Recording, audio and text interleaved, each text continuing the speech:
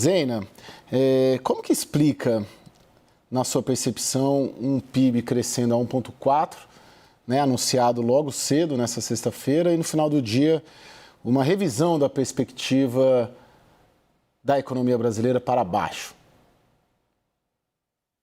Olha, sendo bem honesta, eu acho que ano passado, quando a Moody's melhorou a nota do Brasil e colocou em perspectiva positiva, foi uma decisão precipitada. Eu até entendo uma lógica que é o seguinte: tem uma variável que é chave para a avaliação de risco de um país, que é o crescimento econômico. Você pode ter problemas fiscais, você pode ter desequilíbrios de toda a ordem, mas quando você tem um crescimento que surpreende, claro que isso ajuda a atenuar a percepção de risco. E a gente vinha ali desde 2021 numa surpresa, aliás, estamos ainda com surpresas com o crescimento econômico e um governo, e, assim, governos que estão fazendo reforma. A gente pode se queixar muitas vezes de oportunidades perdidas, de que poderíamos ser mais ambiciosos, que as reformas poderiam ser mais ambiciosas, mas o fato é que a gente tem tido uma sequência importante nos últimos anos aí com reforma, desde 2016, né? Então, eu até entendo um olhar assim né, de aposta no Brasil por esse aspecto.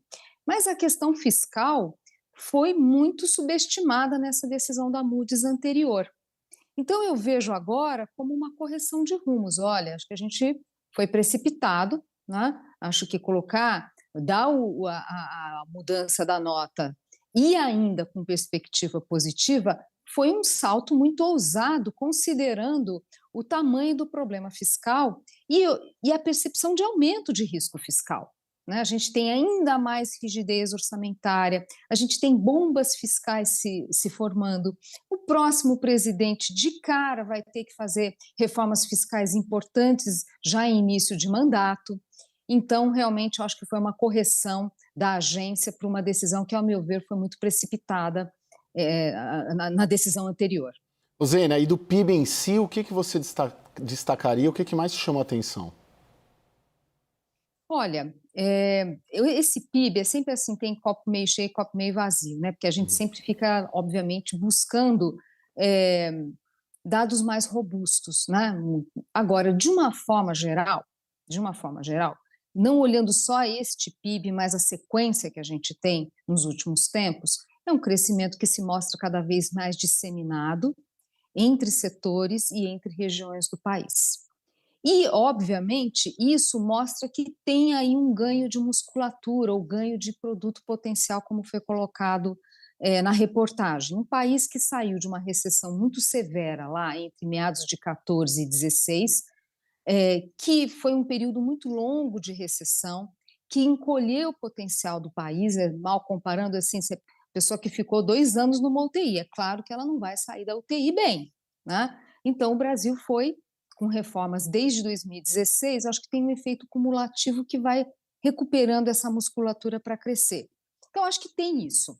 Tem efeito de excessos fiscais, mas acho que tem coisas sim para a gente celebrar.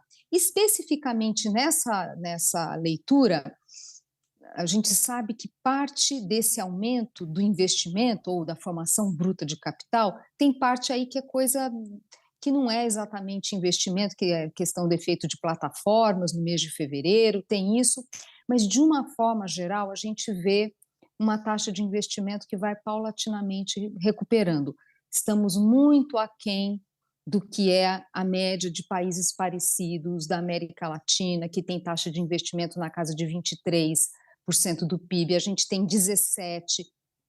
A gente não conseguiu recuperar taxas daquela grande recessão de 14, 16, então sim, é verdade, mas a gente tem uma tendência de recuperação paulatina, tem marcos regulatórios impulsionando, agenda de concessões que a gente vê sendo entregues, e não é aumento da Selic que pode atenuar esse movimento, mas não é isso que vai fazer a mudança. Né? Então, eu acho que dá para a gente ter um olhar de mais um ano que nós vamos ter surpresas positivas com o PIB, é exemplo do que vem acontecendo desde 2021.